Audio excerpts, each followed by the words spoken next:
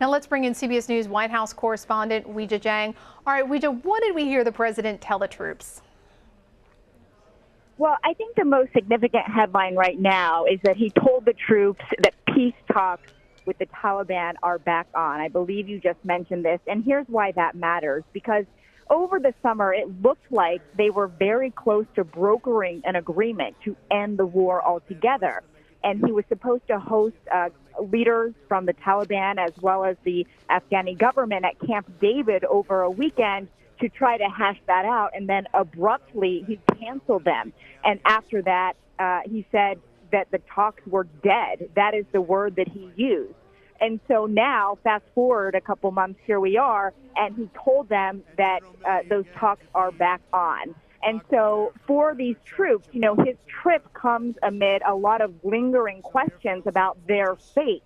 We know that the Pentagon has a plan in place to reduce the number of troops, but we're still waiting for more details about the execution. And so for the president to be there and be able to tell these members of the military firsthand, I think is truly meaningful on Thanksgiving. But what matters now is what happens in terms of action. We know that this was a highly secretive trip, and there were rumblings about it, but, you know, for the most part, we did not know about it, that it was confirmed, and certainly none of the details about how he got there until just a short time ago when we heard from our colleagues who provided notes. As you can imagine, it's a highly sensitive trip to take, and that's why even, you know, those closest to the president, those of us who cover him daily, who are here in Mar-a-Lago in Florida covering him for the Thanksgiving break, really had no idea that he was doing this. And he did this last Christmas as well. He went to visit troops in Iraq, and that was actually his first time visiting a combat zone. And so it is always significant when the president makes these trips.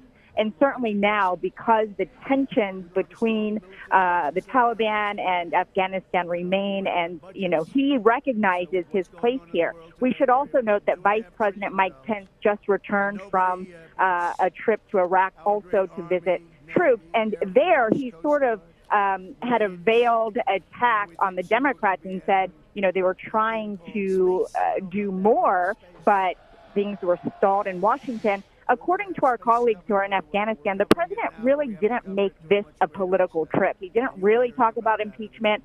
He wanted to focus on the troops. He served turkey to them in a dining hall. He ate with them, and he really just wanted to be there to show support for them on this Thanksgiving holiday. That's a great point that you just made. We know we cover the White House, we cover the president's rallies. He rarely misses an opportunity to slam House Speaker Nancy Pelosi, take a shot at Adam Schiff or the overall impeachment inquiry. What do you think the significance is that he completely avoided that topic today? You know, I think the president is aware of the optics of that.